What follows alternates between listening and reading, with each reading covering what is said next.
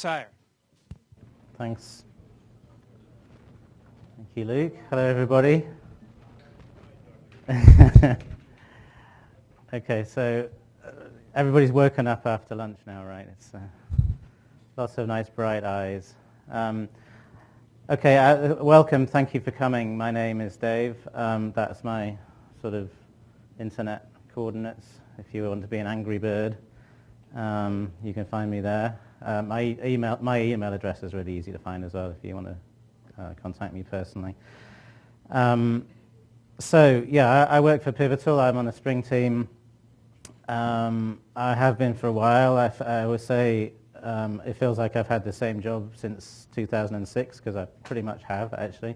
That's when I joined Interface 21 as it was then, and we've had a number of different homes as we've been through our journey, but Spring is a lot bigger and a lot different than it was in those days. And so it's been great to be part of it. And it's great to be here as well. So yeah, Spring Security and Angular. What are my credentials for those things?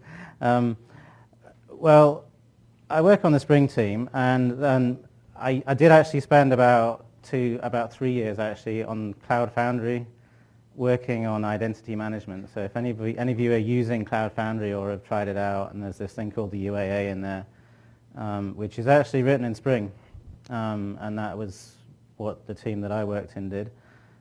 So if I hadn't done that, I probably would have come across, or I would have come across, but I never would have been very much of an expert in Spring Security. And thankfully I did, because now I've got sort of an affinity there. Especially for OAuth actually, but I'm generally talking about Spring Security here today. I don't have any kind of affinity for Angular, I have to say. I'm no kind of front-end developer, but as you will see as I work through the demos, I can hack my way through it. So anything I say about Angular, you can probably take with a grain of salt and work out a different way to do it if you want to. But the main reason I'm giving this presentation is because I think Angular is very popular. How many people are using Angular here? Yeah, see, quite a lot.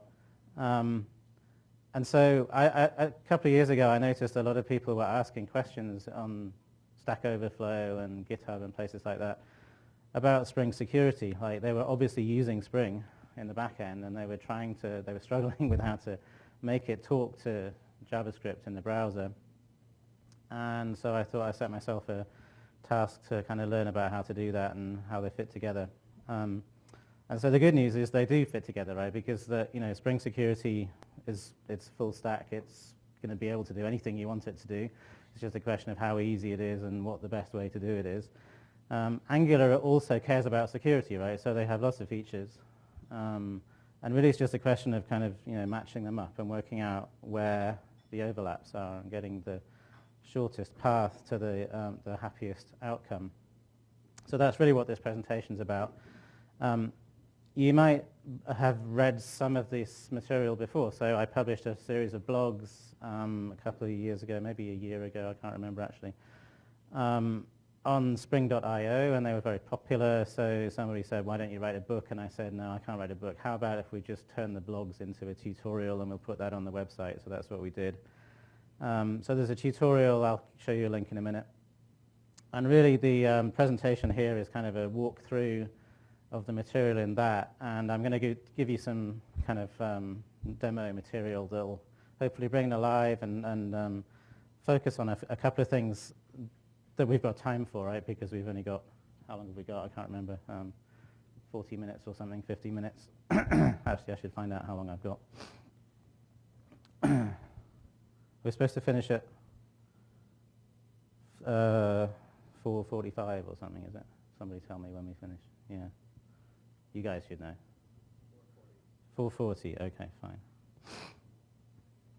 So anyway, yeah, I won't be able to look at all of them, but I'll be able to look at in some more detail at some of the features, and probably the most important ones, the ones that you care about, the integration, right? The quickest path to the best outcome. So I'll give you some links at the end as well. If you wanted to cheat and follow what I'm doing, on the internet while I'm doing it. It's basically all here. So spring.io/guides, you'll find a bunch of stuff there, including Spring Security and AngularJS. There's also, who was in Joe's presentation just now? Joe Granger.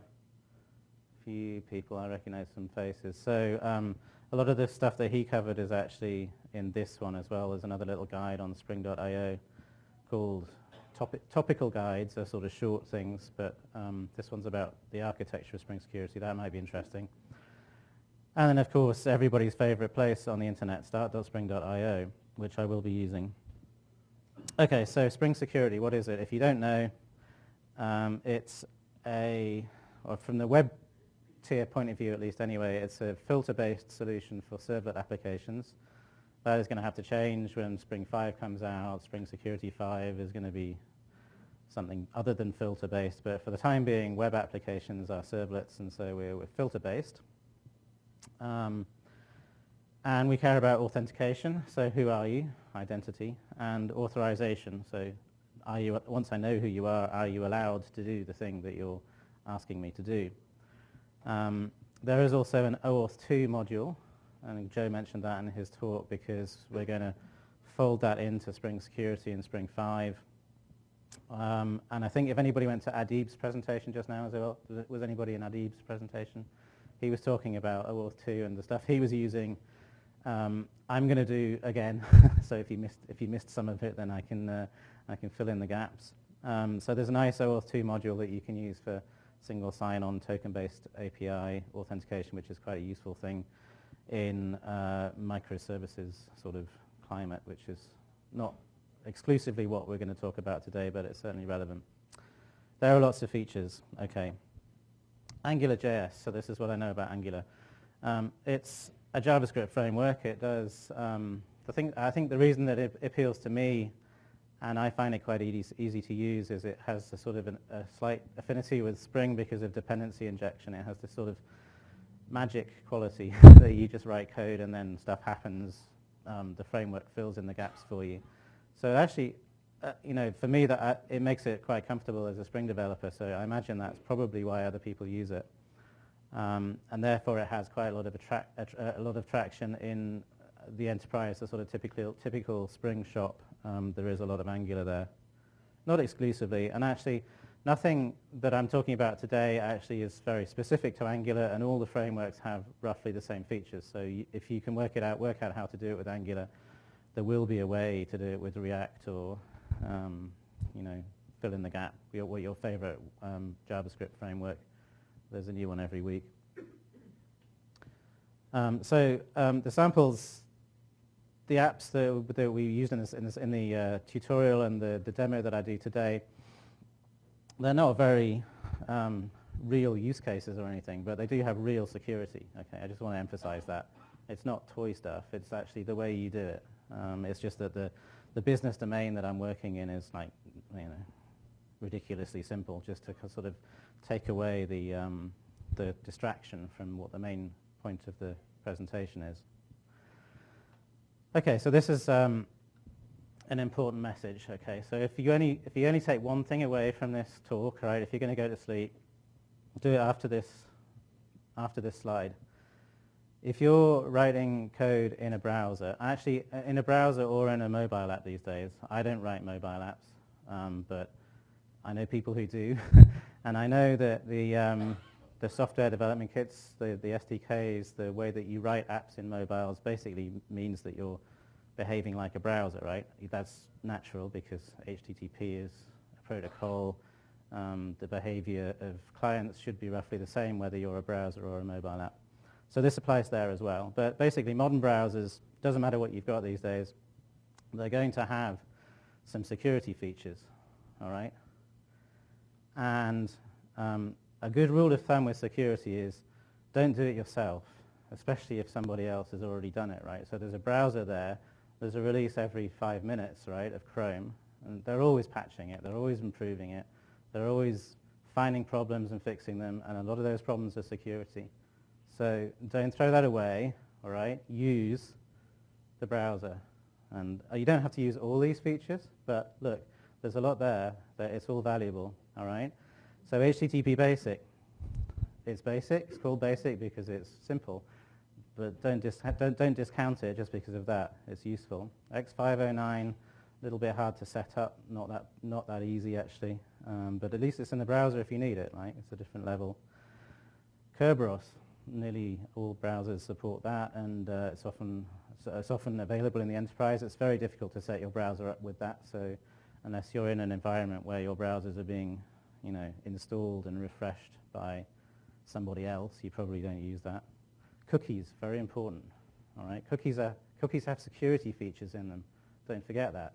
All right, so you can mark a cookie as only belonging to a domain, a host, a path within that host. You can mark it as only valid for HTTP or HTTPS. These are all valuable features. Okay, so don't discount that. People get. You should, if you get. I don't have time to go into the details here. You should check out on YouTube and look at Rob Winch's presentation. So there's a YouTube channel for Spring Source, and there's a lot of good stuff in there. Rob gives a really good presentation about cookies and state. Security is stateful, okay? That's another message I want you to take away from this. Security is stateful. There's no point if it's not stateful. Even TLS, right, a secure socket is stateful. If it's not, then it's not secure. So don't be afraid of cookies. Don't be afraid of using them to store state. Okay, anyway, so there's lots of stuff in there. It's reliable and it's free, and you didn't have to worry about fixing the bugs, basically. Another tool, actually, what I won't go into today, if you watched this presentation I gave at Spring 1, it's sort of the same stuff, but I'm going to do it slightly differently.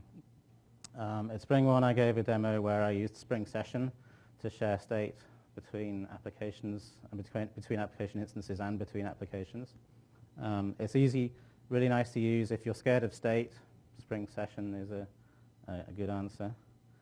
Spring Cloud is another thing that I use quite a lot in the tutorials. And I'll mention it just because it's there. I'm not going to use it today. In the places where I would have used it, I'll just say what was happening and why I'm doing it a different way. The main thing I was using it for, two things I guess I was using it for in the tutorials, which are the two valuable features I think for this presentation. One of them is the gateway pattern, so having a reverse proxy basically that you can program and control. You can do all sorts of nice things with security there. And so there's load balancing, the service discovery, and there's also security relay patterns. So if you've got authentication coming into the gateway, you can relay it back into the back ends, and that gets you out of a lot of holes that you would otherwise have to dig quite hard to get out of. Okay, so here's a little picture of an app that doesn't scale.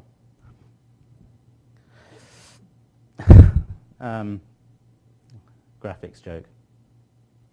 So so this is a sort of modern web application, right? It has a browser and there's just a single box behind it with some UI code in and some API resources, some stuff that you can get. You can pull JSON out of it and then do stuff with that in the browser. So let's just set one of those up just to give you a flavor. Okay, just so we've got the bare bones. I'm going to go and do what Chris did at lunchtime, new Spring Starter project. This is an STS, but you could do it in the website just as easily. You could do it in IntelliJ, NetBeans, if you were so inclined. So I'm just going to make a basic web application. Call it simple, because it will be simple. And it's going to have some HTML. I've got a little demo canned here. So what does the demo do? It says, I'm a demo. Doesn't do very much. It has here a little bit of stuff with style sheets, okay, and some JavaScript. Doesn't matter where you get the style sheets and JavaScript from. I'm getting them from WebJars, okay. I like that, right? It appeals to me. I'm a Java head. Anything in a jar file, it's got to be good, right? So. The only significant thing about this is that I don't have to really care about where they come from or what version. Okay, I don't care about Bootstrap. I really don't. I just want it to work, okay? So /webjar/bootstrap, done, all right? It's in and it's working. Let's see if it's working. Let's try it. So I'm going to run. Like, you could do this different ways, right? You don't have to use WebJars. I'm just saying if you're a Java programmer and you like to use Maven and Gradle and things like that, it's going to be an easy ride. Okay, so that app's running. I'm going to probably want to not use my normal web browser. I'm going to show you DevTools, right? Everybody knows that, right? F12. So you can see what's happening in the network. So if I go localhost 8080, that's a bit ugly, all right? That's not Bootstrap, is it? Okay, so the reason is because, look, there's a 404 there. No WebJars. Okay, that's simple. I can fix that. So in my POM, I have a shortcut that I use for demos, which is just the WebJars that I need for that. So Bootstrap and jQuery, basically. And I'm going to use Angular later on, so I've got Angular in here as well. And the other thing that's there, which is interesting, is this thing, WebJars Locator. So that's a thing that WebJars publishes. It means that you don't have to know the versions. Right, so Spring Boot integrates with that, and it looks in the class path and finds the only one that's there. Okay, so if I run that again, then you will see a very small amount of magic. Okay, nice font. That's all. Okay, and everybody's happy over here in green, right? 200s. So this is called iterative development, people. All right, so it's not doing very much there. It's still completely static. Let's do something a bit active. So let's get Angular. Here's an Angular app.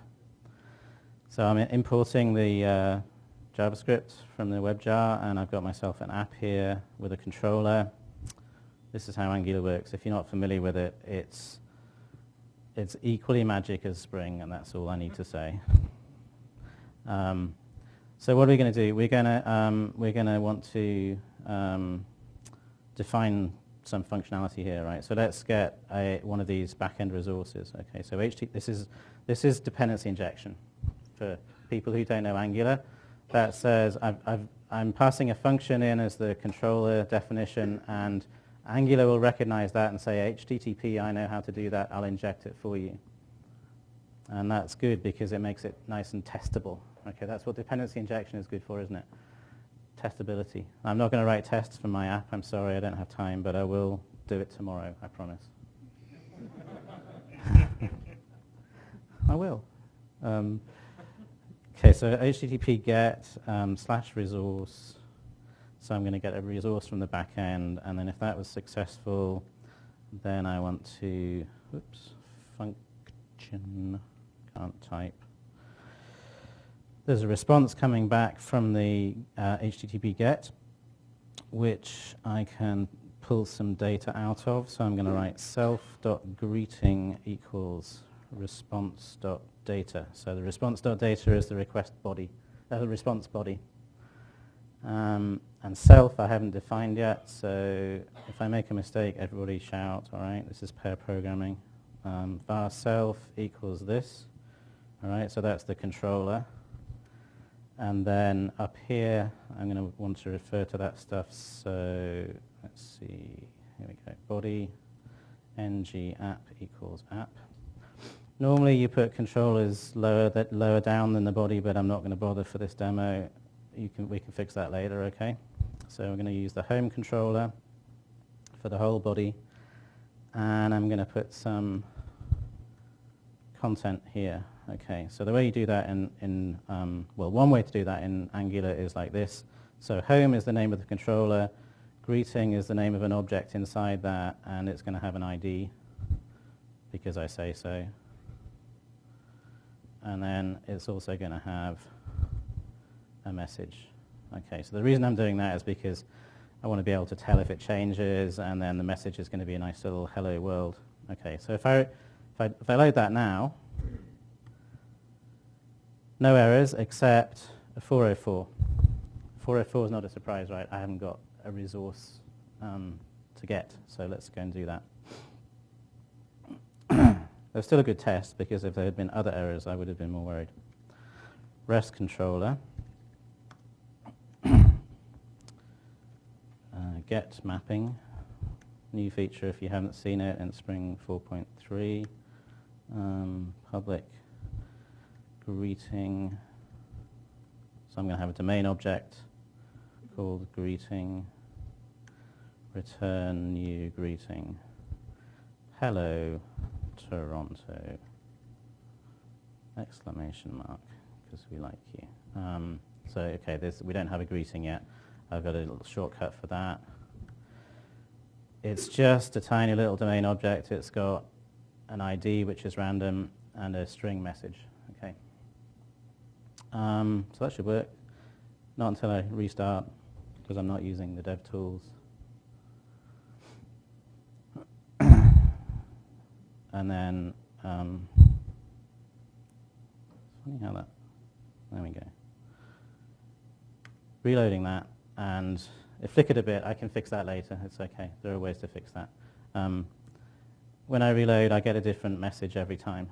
Okay, so Angular's going to the back end of my app. It's allowed to do that. It's common origin, same app, same origin. I can just do it. No problems. But it's not very secure, is it? It's not asking me for passwords or anything like that. So that's what we're here for, security, right? How do we do that? Easy, right? Where am I? Spring, edit starters. You saw Chris doing this if you were paying attention. Security. All right, so I'm adding Spring Security to the class path, and then I'm launching the app again. And those of you who haven't played with this in Spring Boot won't have seen it. Those of you who have will. It's very, very common, right? So what have I done? I've made everything secure. Right? So that was really useful. Not, all right?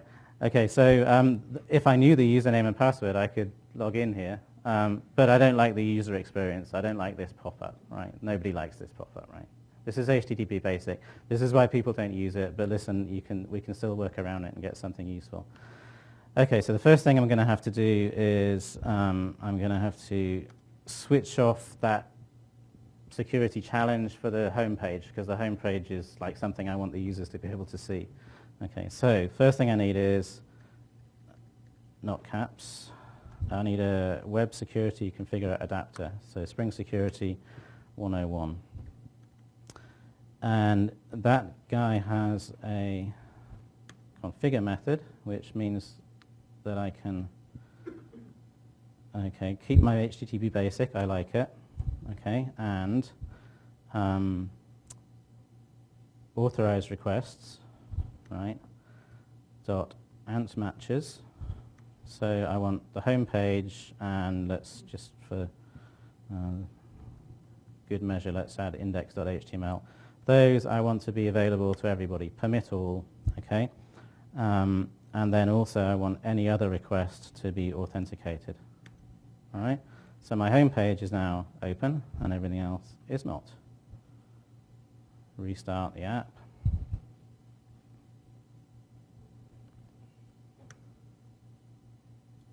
Oh, okay, so I'm still seeing the pop-up. Anybody know why? Ah, yes. You people are smart. So look, here's what's happening.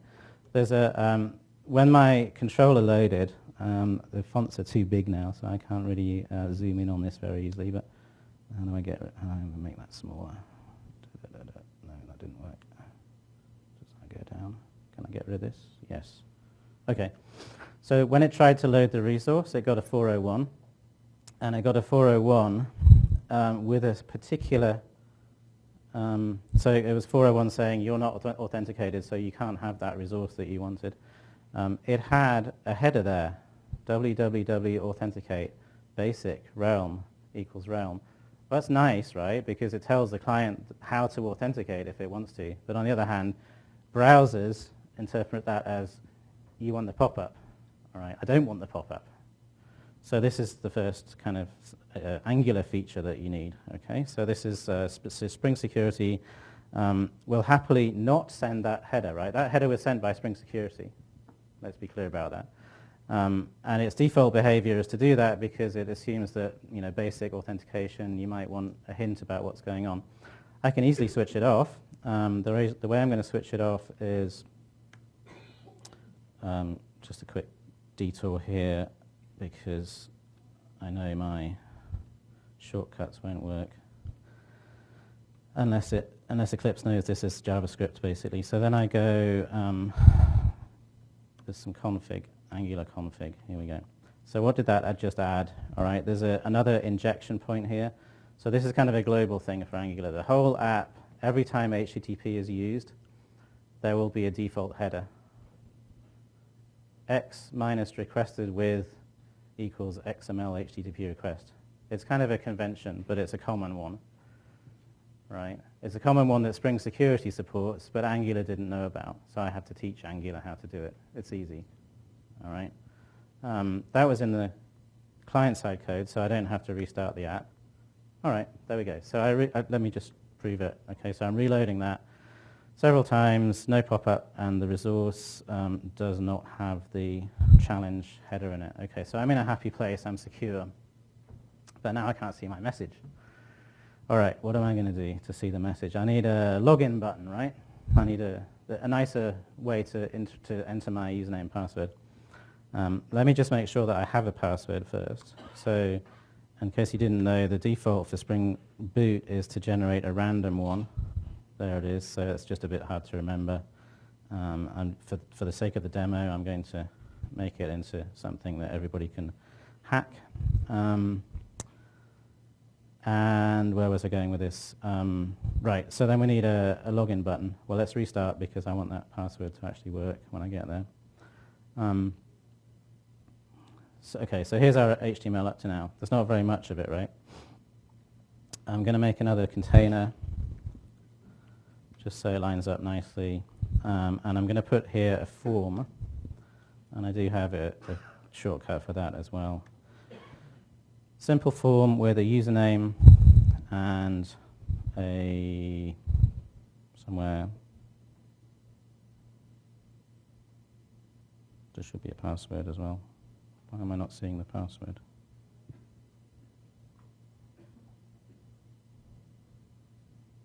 Did I just delete it by mistake?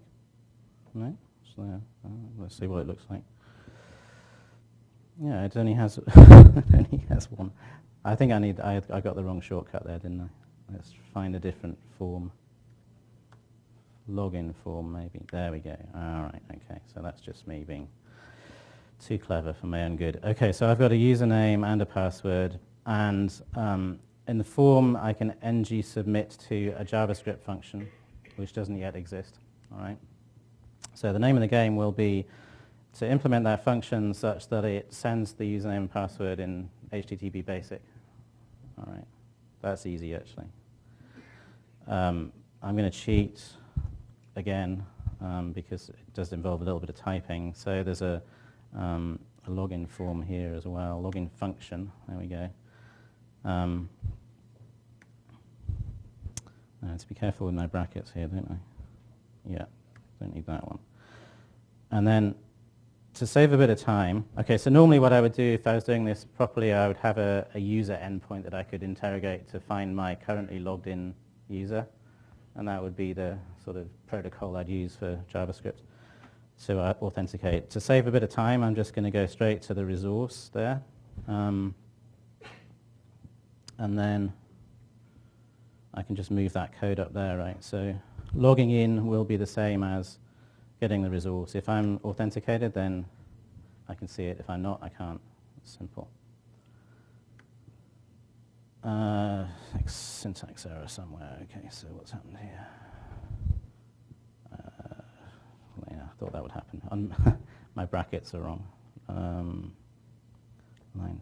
50. There's probably one of those missing, so yeah. Yeah, I needed to finish that function. Okay, probably deleted it by mistake. Try again. There we go. Okay, so I'm not authenticated, so it's not showing the message. If I type my username and password in, fingers crossed everyone, then it comes back. Okay, great. Let's just have a look at the slides and see if there's anything that we need to catch up on there. I'll remind you what I did, I suppose. So I started with a really basic application with some content that I want to render in Angular. I added a little Angular application with a controller that would populate that data. I then added HTTP basic by just adding Spring Security on the class path. Then I configured it a bit. And that's where I got to with that. The login form I did by, first of all, making sure that the home page was visible, and then implementing that JavaScript function in the back end. And then I did that suppressing the browser dialog thing. Actually, I did it in slightly different order, didn't I? But all those features are there. There's the login form on the client side with HTTP basic going into the http.get, right? So that's where we are. Okay, so we can log in. What can't we do? Log out. I'd like to be able to log out. People are fussy about this, but call me fussy, but I think that I should be able to get back out again. So how am I going to do that? Let's add a logout button. So we put it here. I've got some pre-prepared tabs here. Login, logout. So logout is going to be an ng click to home.logout. Whoops, logout. There's a JavaScript function yet to be defined. Put it down here. Self.login is that one. Self.logout is going to be HT. Oops. So how do you log out of Spring Security? Anybody?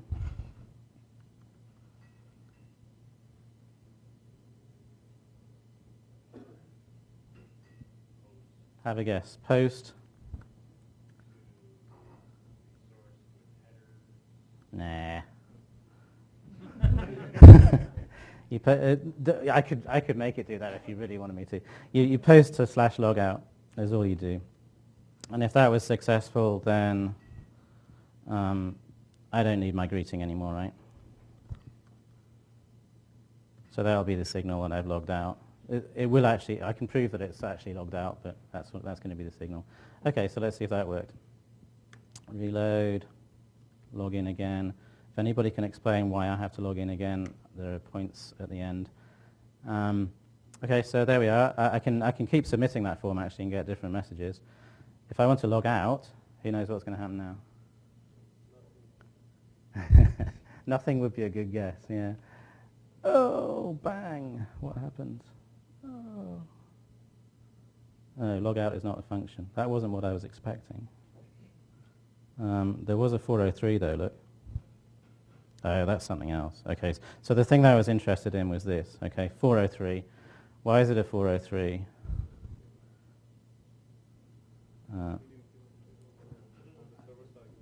Yeah, that's the response. Could not verify the provided CSRF token because your session was not found. So it's telling me that I need to have CSRF protection, and I'm not going to just switch it off, all right, which is what a lot of people do at this point. I'm going to show you how easy it is, because Spring Security and Angular both speak CSRF. They both have CSRF protection built in. It's really easy. You just have to know the incantation. And the incantation in this case is, so there's some CSRF configuration on the server side where you set a repository for the token. Okay, so the token is something that represents the session, and if you don't post it back with every form, then Spring Security will send it back with a 403. And there's a special way to do that with cookies. Cookie CSRF token repository with HTTP only false. That's the way it works with Angular, okay? And if I do that and restart,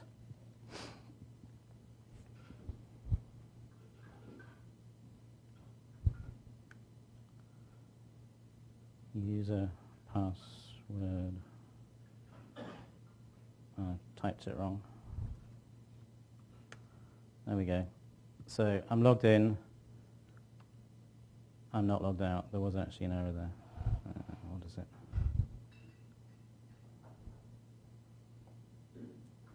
Actually, I am logged out. Look, so it can't get the resource. But there's a problem with my JavaScript. Can anybody help me here? Define a function around the logout. Oh, that's right. Very good. Thank you. Function. Very good. Function. Doesn't matter how many times you practice this, it's never gonna work live. There we go. So that was easy. Thank you. User password. There I am logged in. There I am logged out. Okay. So there was a post to log out with a 204 response. That's what Spring Security does. Actually, it didn't used to. That's what it does by default now, which is nice because Angular doesn't, blow chunks at me. It just says, oh, okay, logged out. And if I was to go and look in the cookie store, I would find that the cookie had been removed. There's no session anywhere anymore. It's really logged out, properly logged out. Okay, and that's it. Okay, so I've got a nice secure application with this architecture, browser and a backend with some UI in it. So just a bit of detail on what happened there with the Crosssite request forgery, CSRF. Spring Security and Angular both have good support there. Spring Security likes to send its token back as a request attribute. That's actually on the server side, so it's sort of expecting you to render it in a template. All right. So if you're using JSPs or Timeleaf or something, that's what you do. And it expects it to be called _CSRF by default. That's what it kind of likes to get back. And then so that's the way it prints it out. And then from the client, when it gets it back, if it's looking for a request header called x-csrf token. And AngularJS does something similar, but not quite the same. It prefers to get the CSRF token as a cookie. And the name of the cookie is XSRF token. And the name of the request header that it wants you to send back is x-XSRF token. So all you have to do is just make those names match, basically. And so what I prefer to do is let Angular do what it wants to do, right? Just let it do that, and then teach Spring Security how to ignore the request attribute and use this header instead. So to ignore the request attribute, what we do is the cookie CSRF token repository. So it's sending back a cookie every time the token changes. It sends back a cookie, and my client will then, because it's got the right name. Okay, so Spring Security was aware of the fact that Angular was expecting XSRF, and so it actually sends it with the right name. These things have all changed a little bit since I wrote the tutorial, which is still up to date, by the way. Anyway, so it all worked. It all worked. I got my front to back configuration, all secure, CSRF and everything. There's the cookie repository. Okay, so then the next thing I did in the tutorial was the sort of natural thing to do, which is to split the UI and the resource server in two. And so you might, for instance, have HTTP basic in both of them, and they share a database and they both know how to check passwords and stuff like that. That would work. It's not a very popular choice for various reasons, mostly because it doesn't scale very well.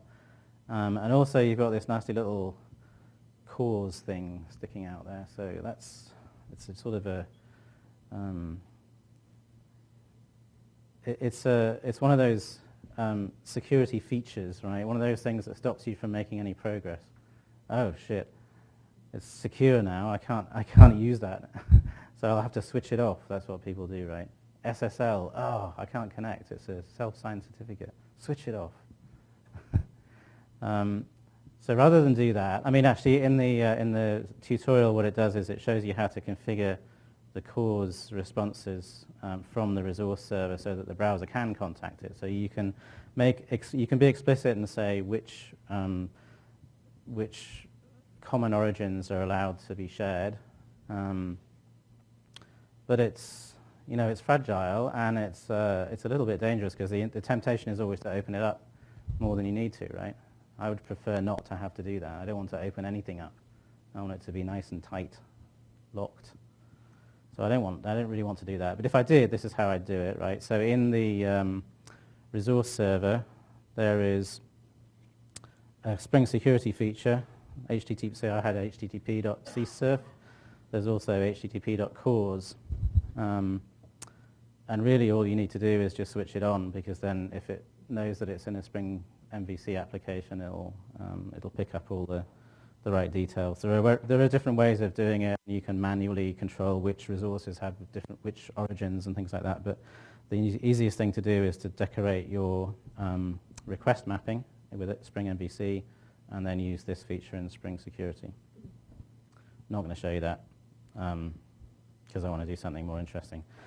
The next thing I did in the tutorial was this. I did a Redis session store, which is a nice thing to do to scale out an app anyway. So if you're worried about the fact that I'm using cookies and sessions and state and stuff like that, and it makes you nervous, have a think about Redis or other things, right? There are other stores that you could use for your sessions. Security information is minute, right? It's tiny bits of pieces of data that you can just put in Redis really quickly. But the trick I played with this was I extended it so that the same Redis session was used in the resource and the UI. And so you're sort of using, it's like a token-based authentication, but the token is really a session ID.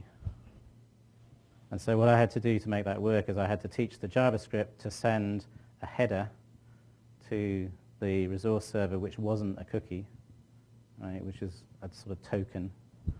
And then the resource server can turn it into a session through the Redis abstraction that Spring Security provides, or Spring Session provides, I'm sorry.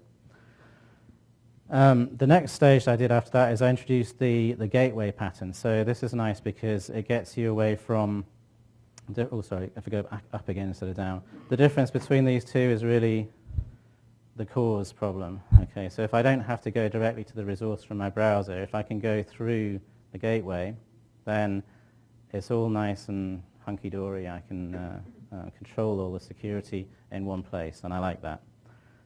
So I did that with Redis. Actually, that's the thing I did in Spring 1, but what I want to do today is this one, where we, instead of using Redis, we'll externalize the authentication and use a sort of a single sign-on pattern with OAuth 2.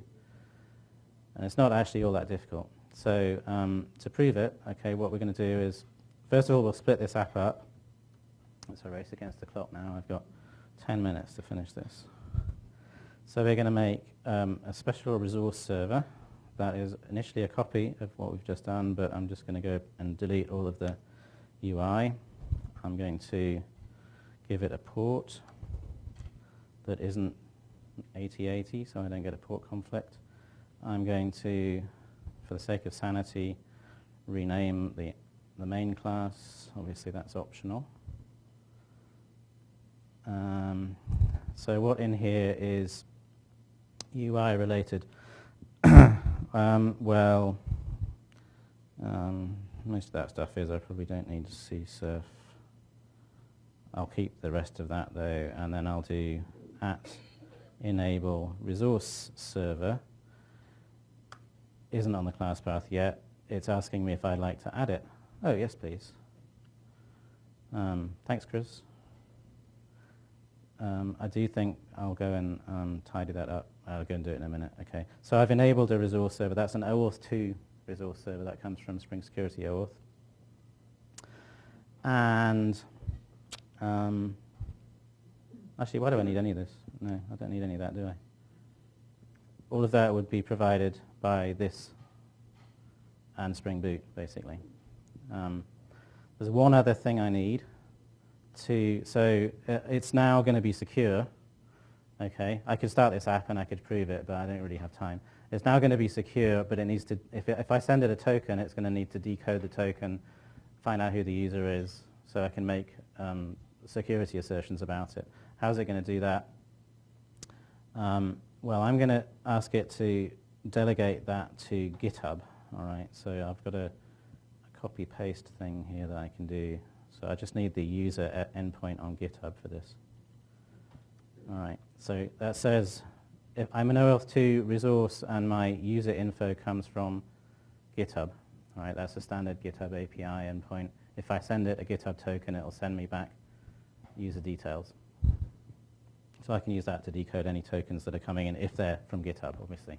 And now I'm going to use GitHub to sign in on the front end as well. Where are we? Yeah, so that I think is all lickety-split. Let's just make sure it runs. Run as Spring Boot application. Random password popped up there, but nobody's using it, so that's okay. Curl -v localhost 9000. Can everybody see that? All right, 401, that's good. Here's the authenticate header. Bearer, okay, so it wants a token. I can configure it to have a nice realm as well, but I don't need that for the demo to work. Okay, so it's secure and it's waiting for tokens. So let's get it some tokens. What do we need? We need tokens. When do we want them? Now. Okay, so we're going to do that by doing @enable OAuth 2 SSO. If I can spell it right. OAuth 2 SSO. Okay, that's from Spring Boot. And it's not going to help me by adding the dependency in this case, so I'm going to do it myself. OAuth 2. Don't need the version. That's the only thing that Chris got wrong actually in the other one.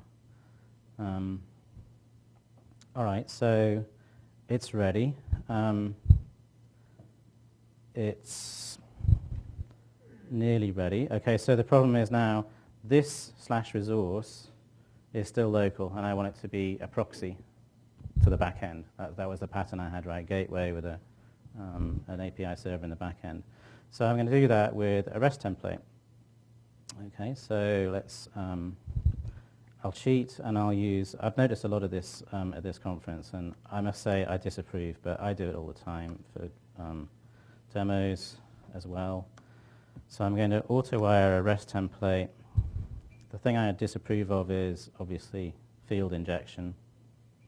And then we're going to do REST template dot get for object HTTP localhost 9000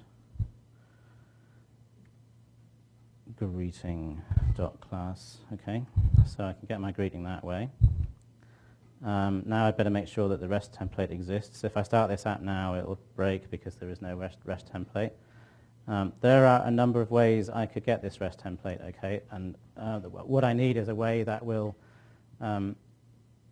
know that the user has authenticated, okay, and then work out that the authentication was through an OAuth 2 token, and then grab that token and send it downstream to the back end. That's what I'm looking for. It's called token relay. And I can do that. So what I need is an OAuth 2 REST template, and I'm going to make a bean for it. Public REST template. So I could just do return new OAuth 2 REST template. I could do that. REST template. There. Okay. If I did that, then I would need, oh, didn't I just already add that? I'm in the wrong, no, I'm not in the wrong application. Maybe I added it in the wrong POM, you're right, yeah. Okay. Good catch. So where did it do that? I don't know. I don't want to break this.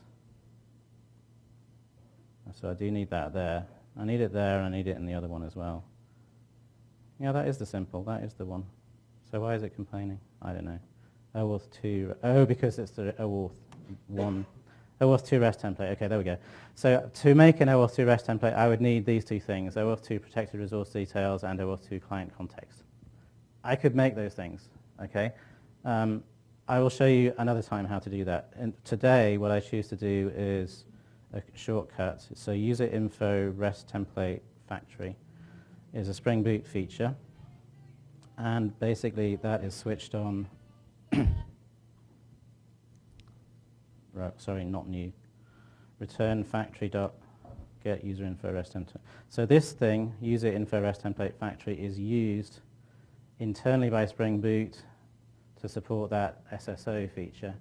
So I can just share the same context, basically. That's what I'm going to do. It's a quick way to get this pattern working. So there, that should work. The only thing that isn't working is I haven't configured the GitHub client, so I need all that stuff as well in my...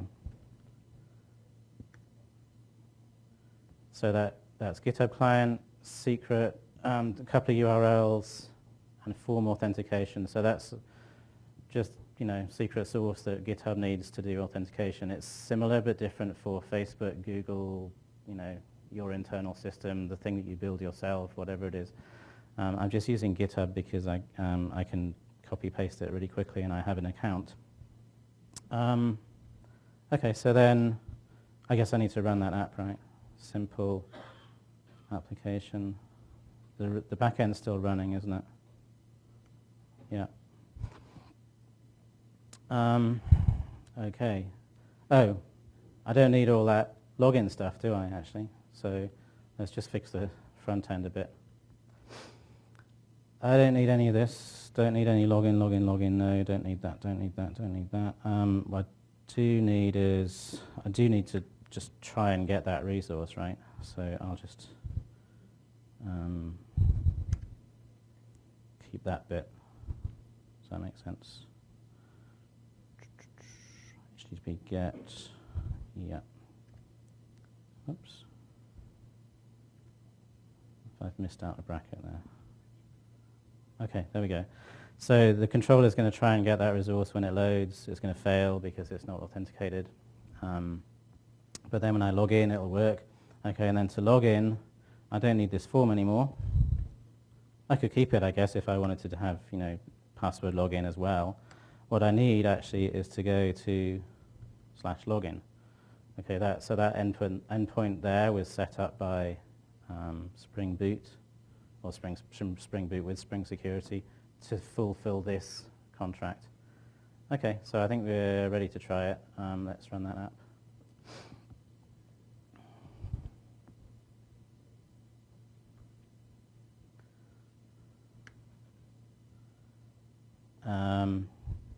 So if I log in, it sends me to GitHub. That's a good sign, isn't it? All right. I am Syer on GitHub. It thinks it knows my password. Maybe it does. I bet it doesn't.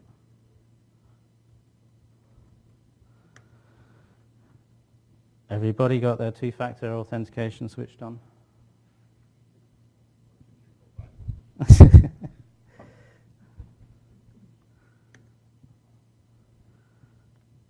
Okay, so I logged in and it hasn't worked. Ah, curses, how dare it. Well, I've got halfway there, right, haven't I? I've got the got the login bit working. Let's try that again. 500. Ah, okay, so there's probably just something screwed up here with the REST template. What's it saying? 40. Oh, stupid me. Okay, I changed the URL, didn't I, on the back end? So here I want /resource. There I want just the home page. So I need to go and fix that. That's easy. There we go. Easy.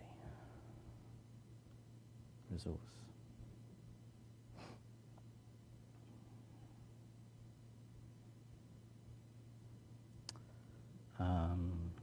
Do I need to reload that? Maybe, maybe not. There we go. Okay, so it's logged in. If I reload, it'll get another message, another message. Let's see if logout works.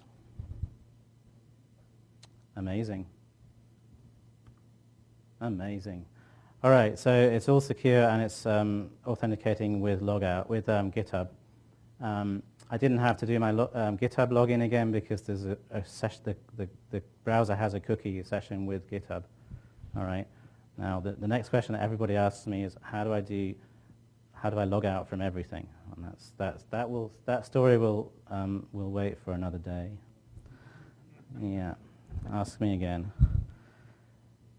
Yeah, okay, so we pushed the resource below the gateway. We did a bit of shuffling as well in the tutorial. We didn't do this today, sorry, this is in the tutorial. We split it into 3, and the reason we split it into 3 was because we wanted to get all the way to this where we have multiple UIs and resources, and the UIs have different access rules, and it all fits together. In the sample for this, it's called the double sample. I used Redis to share a session. Again, you could have used the single sign-on or OAuth2 token relay would have worked probably just better, actually. I think I prefer that.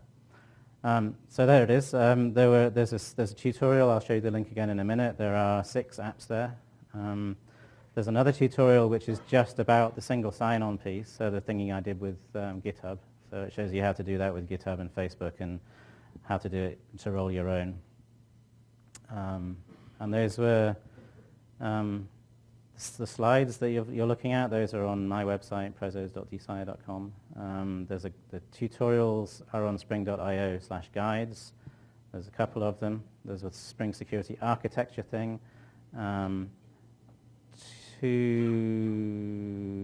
Yeah, okay, that's the source code for the tutorial, which you'll find a link to there anyway.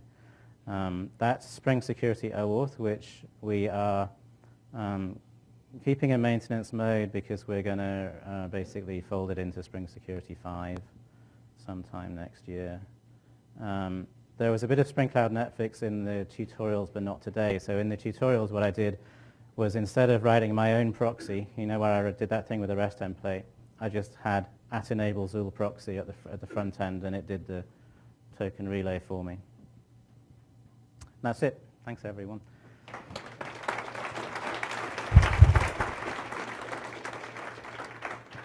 We might have time for one question. Yeah? Anybody?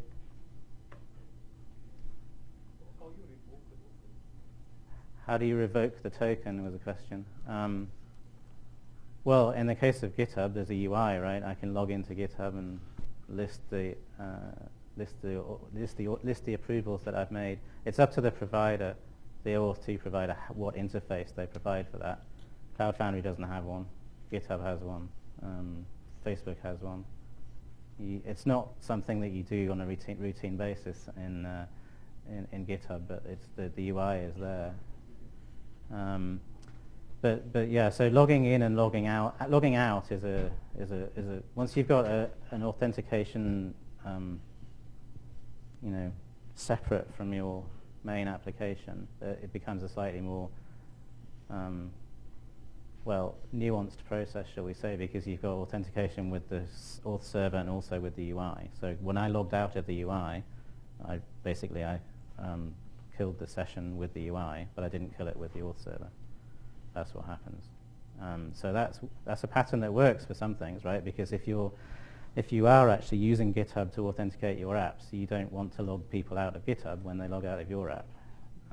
But if the auth server was part of your system, then you might want to do it differently. Then you might want to try and log out. And I spend a lot of time, actually, my sort of number one support request on Stack Overflow and GitHub in the last year has probably been people who want to do log out in one flavor or another from this kind of system. And so there are actually quite a few different ways of doing it, and I think maybe I need to write another blog on that or something. It's not something that you can't just say you do it this way.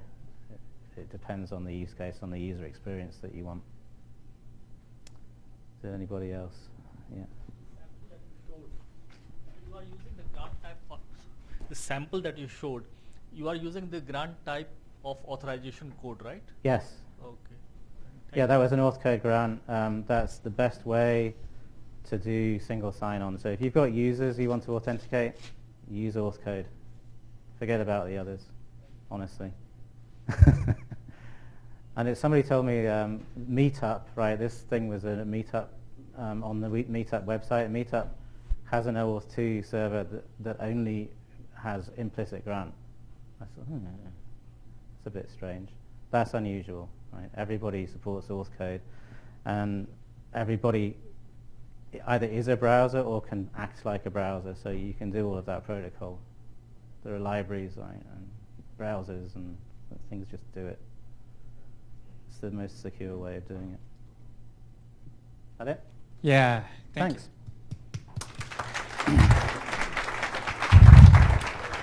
So why don't you stay up? We got 15 minutes before the ending keynote. I thought maybe we could bring up all the senior Spring contributors and maybe just do like a 15-minute, 20-minute open Q&A. And then Marius is going to do the closing talk on Spring Cloud Data Flows. So you guys up for just anyone have questions for Jürgen or Rawson or Spencer or Dr. Syer? Also take a break, obviously, and get coffee, but we'll just have an open discussion here for anyone who's interested. So we'll toss the catch box. Or you could just come up and chat with them. How about that? Chris here as well. Chris as well.